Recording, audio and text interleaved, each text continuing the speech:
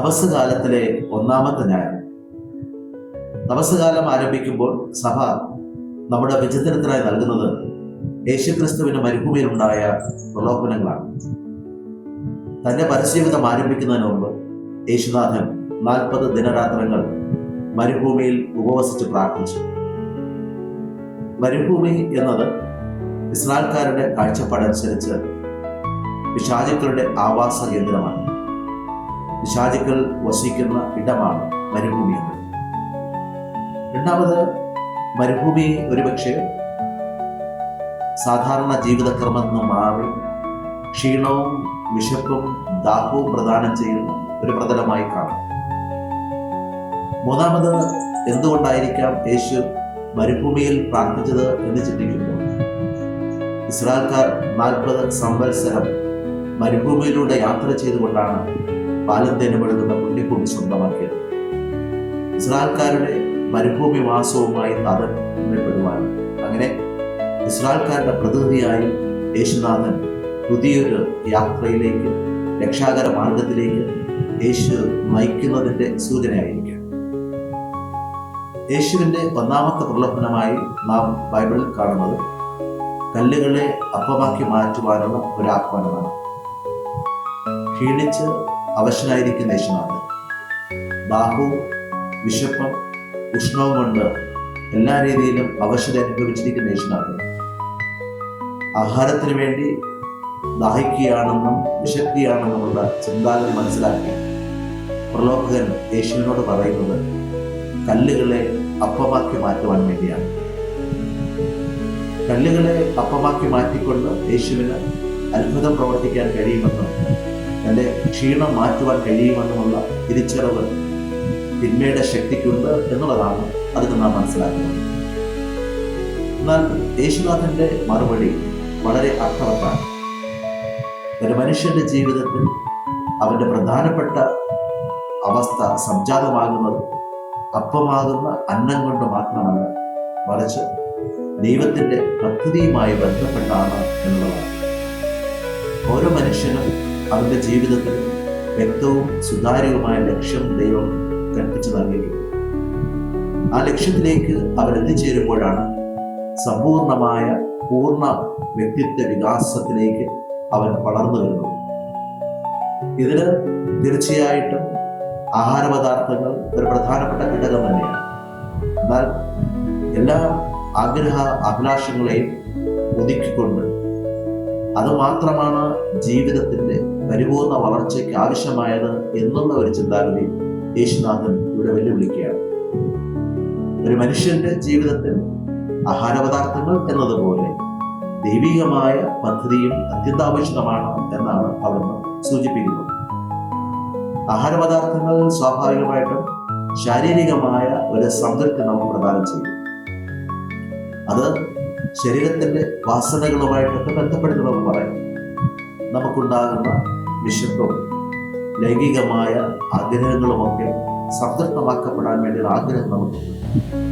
എന്നാൽ ആ സംതൃപ്തിയേക്കാൾ ഉപരിയായി നമ്മളിൽ തന്നെയുള്ള ദൈവികമായ ഒരു ദാഹവും ദൈവികമായ യാഥാർത്ഥ്യത്തേക്കുള്ള ഒരു വിശപ്പും ഒക്കെ നമുക്ക് അനുഭവപ്പെടാറുണ്ട്.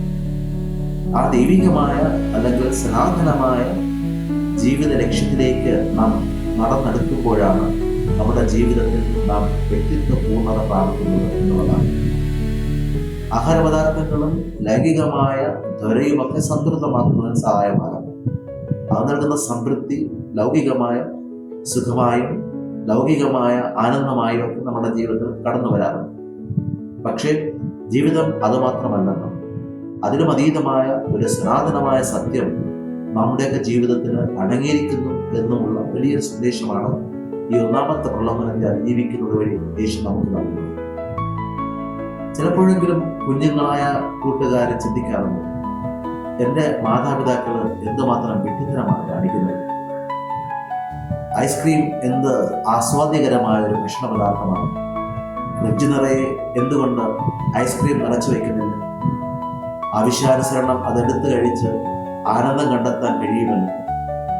പക്ഷേ മാതാപിതാക്കൾക്കറിയാം, ഒരു കുട്ടി ഐസ്ക്രീം മാത്രം കഴിച്ചുകൊണ്ടിരുന്നാൽ അവൻ്റെ ജീവിതത്തിൽ അവൻ പൂർണ്ണ വളർച്ചയിലേക്ക് എത്തത്തില്ല.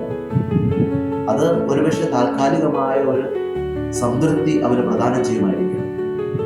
പക്ഷെ ആ സംതൃപ്തി അവന്റെ വളർച്ചയിലേക്കോ ഉയർച്ചയിലേക്കോ അവന്റെ ആരോഗ്യപരമായ നിലനിൽപ്പിലേക്കോ സഹായിക്കുകയില്ല എന്നുള്ളതാണ് മാതാപിതാക്കൾക്കുള്ള തിരിച്ചറിവ്.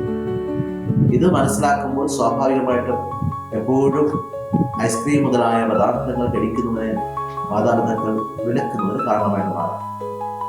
അതുപോലെ തന്നെയാണ് യേശു നമുക്ക് നൽകുന്ന സന്ദേശവും. നമ്മുടെ ജീവിതത്തിൽ ബാഹ്യമായ ആഹാര പദാർത്ഥങ്ങളോടൊപ്പം നാം കരുതേണ്ട ദൈവികമായ യാഥാർത്ഥ്യവും വളരെ അർത്ഥവത്താണെന്നും അത് അത്യന്താപേക്ഷിതമാണെന്നും അവിടെ നിന്ന് നമ്മെ ഓർമ്മപ്പെടുത്തും.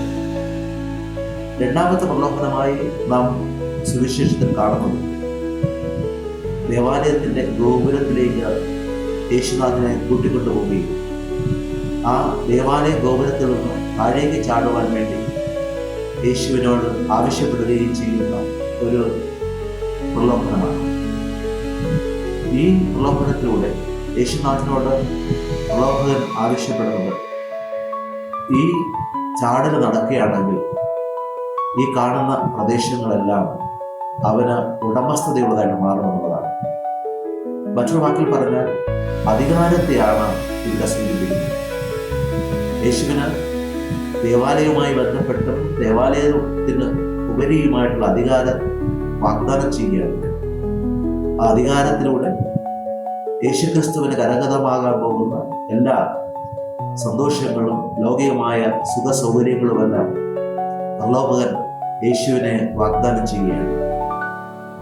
ഇപ്രകാരം ഒരു പ്രലോഭനവും നമ്മുടെ ജീവിതത്തിൽ ഉണ്ടാകാറുണ്ട്. അധികാരത്തിന് വേണ്ടിയുള്ള ഒരു പ്രലോഭനം. ഈ അധികാരം സ്വന്തമാക്കണമെങ്കിൽ എടുത്തു ചാടുക എന്ന് പറയുന്ന ഒരു പ്രവൃത്തി അത്യന്താപേക്ഷിതമാണ്. എടുത്തു ചാടേണ്ടത് തിന്മ നിറഞ്ഞ ജീവിത ക്രമത്തിലേക്കായിരിക്കാം, പാപഭംഗിലമായ ജീവിത വ്യവസ്ഥയിലേക്കായിരിക്കാം, പണവും സുഖവും നൽകുന്ന താൽക്കാലികമായ സന്തോഷങ്ങളുടെ നിറവിലേക്കായിരിക്കാം. ഈ സുഖാസക്തികളിലേക്ക് ചാടി വീഴുമ്പോൾ അത് തരുന്ന ഒരു പ്രത്യേകമായ സുഖമെന്ന് പറയുന്നത് അധികാര കസേരകളിൽ ഇരുന്നുകൊണ്ട് ആൾക്കാരെ അടക്കി ഭരിക്കുവാനും അവരെ ചൂഷണം ചെയ്യുവാനും അവരെ യഥാവിധി അമ്മാനമാടുവാനും കഴിയും എന്നുള്ളതാണ്. അധികാരം തീർച്ചയായിട്ടും മോശമാണെന്ന് അർത്ഥത്തിലല്ല യേശു പറയുന്നത്. എന്നാൽ ഈ ലോകത്തിന്റെ തിന്മയിലേക്ക് ചാടി വീണുകൊണ്ട് അധികാരത്തെ സ്വന്തമാക്കുകയും അധികാരത്തെ നിലനിർത്തുവാനുള്ള വ്യഗ്രതയിൽ വിരാജിക്കുകയും ചെയ്യുന്ന ജീവിതക്രമത്തെയാണ് യേശുനാഥൻ ഇവിടെ വെല്ലുവിളിക്കുന്നത്. മൂന്നാമതായി നാം പ്രലോഭനം ചെയ്യുന്നതായി കാണുന്നത് യേശുക്രിസ്തുവിനെ ഒരു മലയുടെ മുകളിലേക്ക് കൊണ്ടുപോകുന്നതായി കാണുന്നു. ആ മലയുടെ മുകളിൽ നിന്നുകൊണ്ട് എല്ലാ പട്ടണങ്ങളും ദേശം മുഴുവനും കാണിച്ചു കൊടുത്തുകൊണ്ട് യേശുവിനെ വീണ്ടും പ്രലോഭിപ്പിക്കുകയാണ്. ആ പ്രലോഭനത്തിൽ അടങ്ങിയിരിക്കുന്ന അടിസ്ഥാനപരമായ ധർമ്മം പിശാചിനെ ആരാധിക്കുക എന്നുള്ളതാണ്. പിശാചിനെ ആരാധിക്കുക എന്ന് പറയുമ്പോൾ സ്വാഭാവികമായിട്ടും ലോകത്തിന്റെ ഇഷ്ടാനിഷ്ടങ്ങളെയൊക്കെ ആരാധിച്ചുകൊണ്ട് അതിൻ്റെ പിറകെ പരക്കം പായുക എന്നുള്ളതാണ്. അങ്ങനെ വന്നാൽ ഉണ്ടാകുന്ന നേട്ടം എന്ന് പറയുന്നത് ലോകത്തിൽ പ്രശസ്തി ഉണ്ടാകുന്നതിന് കാരണമായിട്ട് മാറും. ഇവിടെ പ്രലോഭകൻ യേശുവിന് വാഗ്ദാനം ചെയ്യുന്നത് പ്രശസ്തിയാണ്. എല്ലാവരുടെയും മുമ്പിലുള്ള ഉയർന്ന ഒരു മഹത്വമാണ്. നാടിൻ്റെയും നാട്ടാരുടെയും ഒക്കെ ബഹുമതിയും അംഗീകാരവും ആദരവും സ്വീകരിച്ചുകൊണ്ട് നമ്പർ 1 ജീവിക്കുവാനും വിലസുവാനുമുള്ള ആഗ്രഹത്തെയാണ് ഇവിടെ പ്രചോദിപ്പിക്കുന്നതായി നാം കാണുന്നത്. നാം ഇന്ന് ജീവിക്കുന്ന ഈ ഒരു കാലഘട്ടത്തിലും ഇപ്രകാരമുള്ള പ്രവണതകളും നമ്മുടെ പ്രശസ്തിക്ക് വേണ്ടിയുള്ള ആഗ്രഹാഭിലാഷങ്ങളെ ഉദ്യുക്തമാക്കുന്ന രീതികളുമൊക്കെ ഏറെ കാണാറുണ്ട്. പലതരത്തിലും മറ്റുള്ളവരുടെ കയ്യടിയും പ്രശംസയും പിടിച്ചു പറ്റുവാൻ വേണ്ടിയുള്ള നെട്ടോട്ടത്തിൽ പല തരത്തിലുള്ള വൈകല്യങ്ങളിലും ചെന്നു വീഴുന്നതായിട്ടും കാണാൻ കഴിയും. യേശുനാഥൻ പിശാചിനെ ആരാധിക്കുന്നതിന് പകരം പിശാചിനെ പുറത്താക്കുന്ന ശക്തമായ താക്കീത് നൽകുന്നതായിട്ടാണ് നാം കാണുന്നത്. ലോക പ്രശസ്തിക്ക് വേണ്ടി, ലോക ജനതയുടെ ആദരവ് നേടുവാൻ വേണ്ടി, ലോകത്തിന്റെ മുമ്പിൽ വലിയവനാണെന്നുള്ള ആ ഒരു അവസ്ഥ സംജാതമാക്കുവാൻ വേണ്ടി പിശാചിനെ ആരാധിക്കുന്ന പ്രവണത നമ്മുടെ ചുറ്റുപാടും വർത്തമാനമായിക്കൊണ്ടിരിക്കുന്നതായിട്ട് കാണാം. എങ്ങനെയും നമ്മുടെ വീഡിയോകൾക്കോ റീലുകൾക്കോ ലൈക്ക് കിട്ടാൻ വേണ്ടി തിന്മ നിറഞ്ഞതാണെങ്കിലും പാപമംഗലമാണെങ്കിലും അപ്രകാരമുള്ള പ്രവൃത്തികൾ ചെയ്തുകൊണ്ട് മറ്റുള്ളവരുടെ മുമ്പിൽ ഷൈൻ ചെയ്യുവാനുള്ള വ്യഗ്രത നമുക്ക് എന്നും കാണാൻ കഴിയും. പ്രത്യേകിച്ച് അതിനുവേണ്ടി സോഷ്യൽ മീഡിയയെ അവലംബിച്ചുകൊണ്ട് മറ്റുള്ളവരുടെ മുമ്പിൽ വലിയവനാകുവാനുള്ള പ്രവണതയിൽ ശക്തമായി കൊണ്ടിരിക്കുന്നു. ഈ ഒരു അവസ്ഥയിലാണ് യേശുനാഥന്റെ വചനങ്ങൾ ഇവിടെ പ്രസക്തമാകുന്നത്. ആരാധന ദൈവത്തിന് മാത്രമാണെന്നും ദൈവത്തെ ആരാധിച്ചുകൊണ്ടായിരിക്കണം നമുക്ക് പ്രശസ്തിയെക്കുറിച്ചോ അംഗീകാരത്തെക്കുറിച്ചോ ചിന്തിക്കാൻ കഴിയേണ്ടത് എന്നുള്ളതാണ്.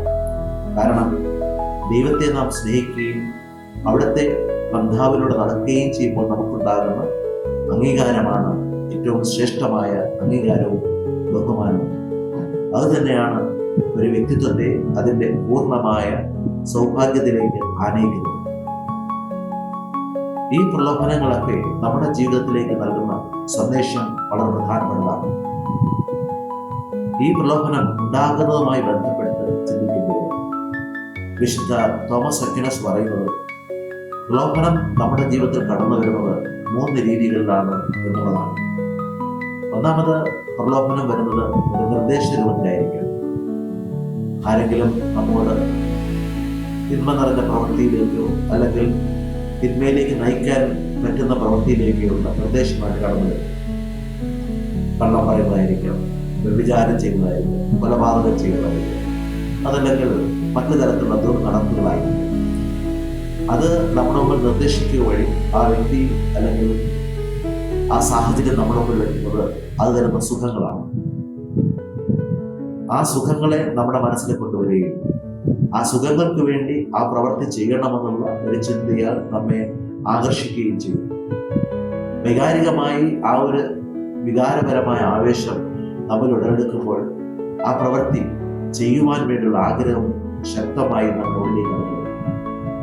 അങ്ങനെ വരുമ്പോൾ അത് തരുന്ന ആ ആനന്ദത്തിന്റെ ലഹരിയിൽ ആയിരിക്കുകയും അത് ചെയ്യാനുള്ള ഒരു പ്രവണതയായി നമ്മുടെ ഉള്ളിൽ ശക്തമായി കടന്നു വരികയും ചെയ്യും. ഈ ഒരു നിർദ്ദേശം സുഖം തരുമെന്നുള്ള നിർദ്ദേശത്തോടൊപ്പം രണ്ടാമത് നമുക്കുണ്ടാകുന്ന അവസ്ഥ എന്ന് പറയുന്നത് വേണമോ വേണ്ടയോ എന്നുള്ള തരത്തിലുള്ള ഒരു സംഘർഷമാണ്. അത് ചെയ്താൽ നമുക്ക് ആനന്ദം കിട്ടുമെങ്കിൽ തന്നെ അതുവഴി ഉണ്ടാകുന്ന ഭവിഷ്യത്തുകൾ അനവധിയാണെന്ന് വെച്ച് നമ്മുടെ മനസ്സിലേക്ക് ഒരാൾ ഒരു സിനിമ കാണാൻ പോകുന്നതുമായി ബന്ധപ്പെട്ട ഒരു നിർദ്ദേശം വയ്ക്കുന്നു വിചാരിക്കും. ആ സിനിമ നല്ലതാണെന്നും ആ സിനിമയിലൂടെ ഒരുപാട് ആനന്ദം കിട്ടുമെന്നുള്ള ഒരു ചിന്തയായിരിക്കാം ആ സുഹൃത്ത് നമുക്ക് നൽകുന്നത്. ആ പ്രവൃത്തി നാം ചെയ്യണമെന്നുള്ള അത്യാഗ്രഹത്തിൽ നമ്മൾ വിചാരിക്കുമ്പോൾ നമുക്ക് നമ്മുടേതായ ഉത്തരവാദിത്തത്തെക്കുറിച്ചും നമ്മുടെ ആ സമയത്തിന്റെ വിലയെക്കുറിച്ചും ചിന്ത വരികയാണ്. സമയം നഷ്ടപ്പെടുത്തിയിട്ട് അതിന് പോകണോ, നമുക്ക് ചെയ്യാനുള്ള കാര്യം ചെയ്തിട്ട് പോകുന്നതല്ലേ നല്ലത് എന്നൊക്കെയുള്ള ഒരു സംഘർഷം നമ്മുടെ ജീവിതത്തിൽ. എൻ്റെ ഉത്തരവാദിത്വം ചെയ്യണമോ അതോ സിനിമ കാണണമെന്നുള്ള സംഘർഷങ്ങൾ എടുക്കുമ്പോൾ സ്വാഭാവികമായിട്ടും വല്ലാത്തൊരു അസ്വസ്ഥത നമുക്ക് അനുഭവപ്പെടാം. മൂന്നാമത്തേത്, ഇങ്ങനെ ഉണ്ടാകുന്ന അസ്വസ്ഥതകളിൽ നാം ഒരു തീരുമാനം എടുക്കുകയാണ്. തീരുമാനം എന്നുള്ളത് ഒരു പക്ഷേ സിനിമ കാണാൻ പോകാമെന്നതായിരിക്കാം, അല്ലെങ്കിൽ സിനിമയ്ക്ക് പോകണ്ടെന്നുള്ളതായിരിക്കാം. ഏത് തീരുമാനവും നാം എടുക്കുമ്പോൾ അത് നമുക്ക് സ്വസ്ഥത വരും. ഈ രീതിയിൽ ഓരോ ദിവസവും നമുക്ക് പലതരത്തിലുള്ള പ്രലോഭനങ്ങൾ ഉണ്ടായിക്കൊണ്ടിരിക്കും. അത് പലതരത്തിലുള്ള നിർദ്ദേശങ്ങളായി നമ്മുടെ ജീവിതത്തിൽ കടന്നു വരാം. നാം കാണുന്ന ബന്ധുക്കളിലോ അല്ലെങ്കിൽ വീഡിയോയിലോ അല്ലെങ്കിൽ നമുക്കുണ്ടാകുന്ന മറ്റ് സന്ദർഭങ്ങളിലൂടെയൊക്കെ അത് ആഗ്രഹമായി നമ്മൾ ഉടലെടുക്കുകയും ആഗ്രഹത്തിലൂടെ ഉണ്ടാകുന്ന സന്തോഷവും ആനന്ദവും നമ്മുടെ മനസ്സിലേക്ക് കടന്നു വരികയും ചെയ്യും. അപ്പോൾ അത് സ്വന്തമാക്കണമെന്നുള്ള ചിന്ത ശക്തമായിട്ടുണ്ടാകും. എന്നാൽ ആ ശക്തമായ ചിന്ത വരുന്നതോടൊപ്പം തന്നെ അത് ചെയ്യാൻ പാടില്ലെന്നും അതുപോലെ അത് ചെയ്തു കഴിഞ്ഞാൽ ഉണ്ടാകുന്ന ഭവിഷ്യത്തുകൾ എന്താണെന്നുള്ള ഒരു ഓർമ്മപ്പെടുത്തൽ നമ്മുടെ മനസ്സാക്ഷിയിൽ ഉണ്ടാകും. അപ്പോഴുണ്ടാകുന്ന സംഘർഷമാണ് നമ്മുടെ ജീവിതത്തിൽ അത് വേണോ വേണ്ടെന്നുള്ള തീരുമാനത്തിലേക്ക് നയിക്കുന്നത്. മൂന്നാമത്, നല്ലതായിരുന്നാലും ചീത്തയായിരുന്നാലും നാം തീരുമാനത്തിൽ എത്തുമ്പോഴും നമുക്ക് സ്വസ്ഥതയില്ല. ഈ ഒരു പ്രക്രിയ ഓരോ ദിവസവും പ്രലോഭനങ്ങൾ ഉണ്ടായിക്കൊണ്ടേയിരിക്കുകയാണ്. ഈ പ്രലോഭനങ്ങൾ ഉണ്ടാകുമ്പോൾ സ്വാഭാവികമായിട്ട് എന്ത് തീരുമാനമാണ്, എന്ത് നിലപാടുകളാണ് നാം എടുക്കുന്നതനുസരിച്ച് ഉള്ളതായിരിക്കാം നമ്മുടെ ജീവിതത്തിന്റെ വിജയം. യേശുനാഥൻ ഈ പ്രലോഭനങ്ങൾക്ക് വശവദനാകാതെ ധീരതയോടുകൂടി പ്രലോഭനങ്ങളെ അതിജീവിച്ചതായി സുവിശേഷം സാക്ഷ്യപ്പെടുത്തി. ക്രൈസ്തവ ജീവിതത്തിൽ ശിശുത്വവുമായി ബന്ധപ്പെട്ടാണ് ഈ സുവിശേഷ ഭാഗങ്ങൾ നാം മനസ്സിലാക്കുന്നത്. അങ്ങനെയെങ്കിൽ നമ്മുടെ ക്രൈസ്തവ വിശ്വാസത്തിന്റെ ഈ പാതയിൽ നല്ലൊരു ശിഷ്യനായി ജീവിച്ചുകൊണ്ട് യേശുക്രിസ്തുവിന്റെ പീഡാസഹനത്തിലും മരണത്തിലും പങ്കുചേർന്ന് ഉദ്ധിതനായ കർത്താവായ യേശുക്രിസ്തുവിന്റെ മഹത്വം സ്വന്തമാക്കുവാൻ നമുക്ക് കഴിയണമെങ്കിൽ ബോധപൂർവം നാം ഈ പ്രലോഭനങ്ങളെ അതിജീവിക്കുവാൻ കഴിയുന്ന മാർഗങ്ങളെ അവലംബിക്കുന്നു. പ്രലോഭനങ്ങളെ ബോധപൂർവം അതിജീവിക്കുവാൻ കഴിയുന്ന മാർഗങ്ങൾ അവലംബിക്കുമ്പോഴാണ് നമുക്ക് യേശുവിനോടൊപ്പം ഉദ്ധാനം ചെയ്ത കർത്താവിന്റെ മഹത്വം സ്വന്തമാക്കുവാൻ കഴിയുന്നത്. അത് പാപങ്ങളെ ഉന്മൂലനം ചെയ്യുവാൻ, തിന്മ നിറഞ്ഞ പ്രവണതകളെ അതിജീവിക്കുവാൻ, പാപത്തിന്റെ സാഹചര്യത്തിൽ ഓടിയതുകൊണ്ട് ക്രിസ്തുവിന്റെ സന്നിധിയിലും സാന്നിധ്യത്തിന്റെ ബോധത്തിലും ജീവിതം നയിക്കുവാനുള്ള ശക്തമായ ആവേശമായി മാറുകയും ചെയ്യും. അങ്ങനെ യേശുക്രിസ്തുവിന്റെ പുണ്യമാർന്ന മാർഗത്തിൽ സഞ്ചരിച്ചുകൊണ്ട് തപസ്സുകാലത്തെ അനുഗ്രഹപൂർണ്ണമാക്കുന്ന ദിനരാത്രങ്ങളാക്കി മാറ്റുവാൻ വേണ്ടിയാണ് ഈ പ്രലോഭനം നമുക്ക് സന്ദേശമായി നൽകുന്നത്.